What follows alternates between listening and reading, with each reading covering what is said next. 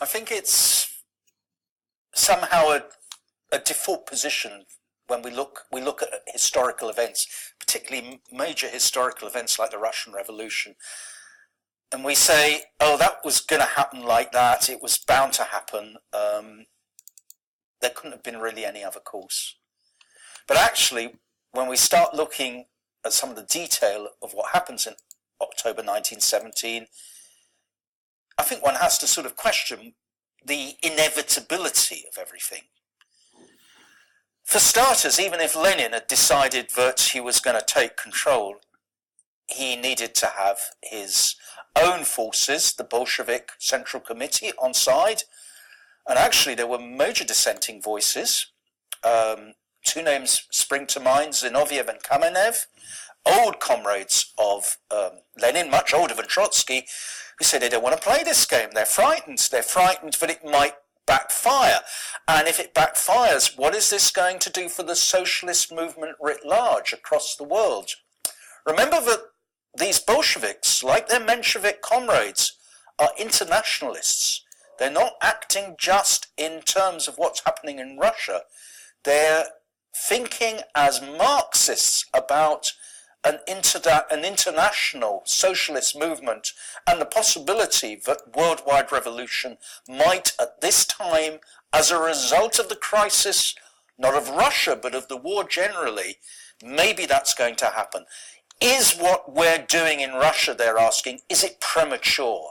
Should we be actually letting Kerensky and his crew, his bourgeois crew, as they see it, should they be really taking power, and we should be undertaking a more orderly reform process?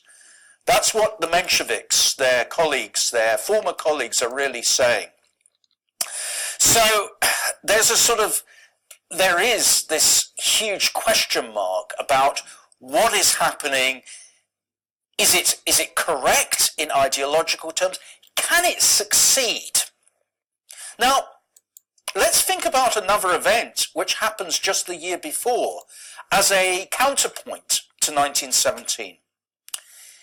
In 1916, at Easter, in the British Empire, more specifically in Ireland, and more specifically still in Dublin, there had also been an uprising against the government by Irish nationalists. The idea was that this would bring on side the population and you could somehow get rid of British rule in Ireland through violent uprising. What you get is an extremely violent crushing of this sort of revolution. It wasn't some foregone conclusion that it was going to happen the way the protagonists of the uprising imagined it would. So if we were putting ourselves in the situation of those who are saying we take over control of the Russian Empire, there is something slightly bonkers about this. There is something about this which says this is a high-stake strategy. What the Bolsheviks have on their side, however, is the knowledge that, at least in Petrograd, those who had risen in February now want the revolution carried through to its logical conclusion. And that logical conclusion is peace with Germany, peace without what is called reparations or annexations, that the land is parcelled out to the peasants, no questions asked, and that the question of the nationalities is resolved in an orderly fashion. The Bolsheviks take their high-risk gamble.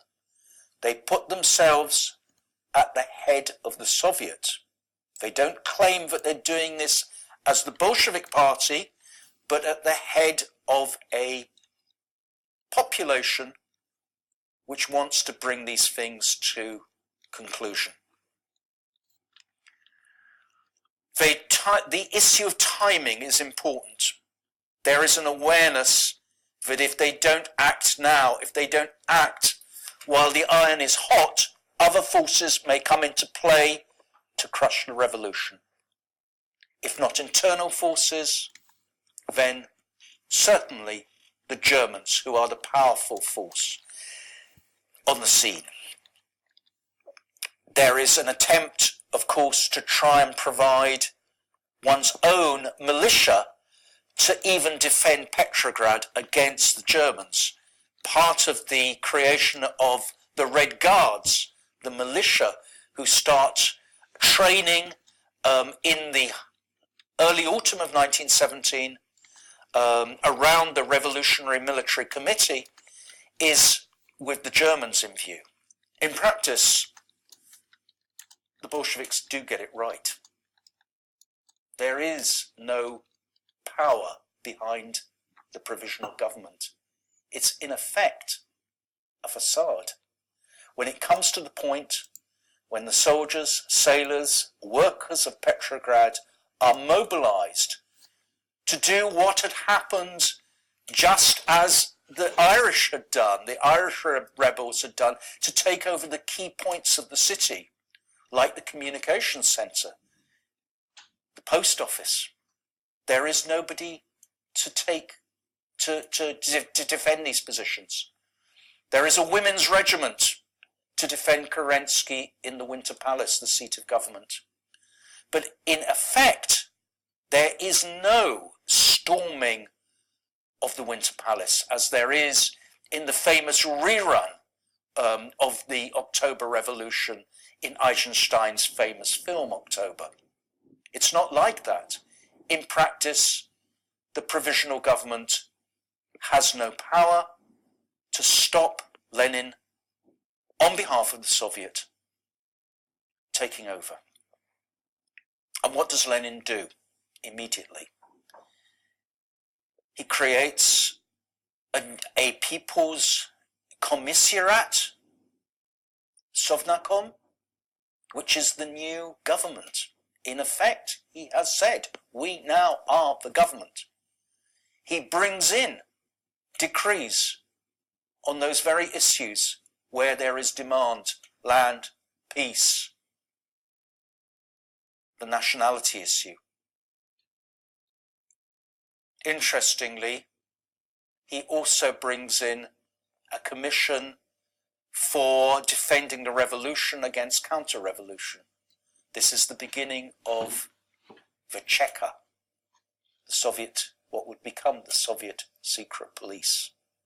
So there is an awareness, even at the beginning, that there are going to be huge forces who are going to try to suffocate and destroy what Lenin has attempted to initiate. In October 1917, it is not clear that the Bolsheviks have taken control on behalf of themselves. Their actual propaganda, their actual position to the world is that they have taken power on behalf of the Soviet, of the Petrograd Soviet. And it's significant that the Bolsheviks do allow elections in November for something which is going to be supposedly democratic and will represent the will of the people. So in some ways, the key epilogue to the specific events of 1917 lie in what happens in January 1918. Because the elections having taken place, the Constituent Assembly meets again in the famous Taurida Palace. The social revolutionaries, who have not sided with Bolsheviks, some of whom have sided with the Bolsheviks, some of whom, the majority of whom have not, are the majority party. There are still some cadets for the liberal, if you like, bourgeois wing of society who are there as well. There are Mensheviks as well. And what do the Bolsheviks do at this point in time? they closed down the Constituent Assembly. It is no longer relevant, says Lenin, to the conditions of Russia, and anyway, true power lies with the Soviet.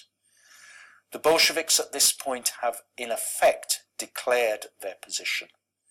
The revolution is no longer simply a question of the people, it is a question of the party in power.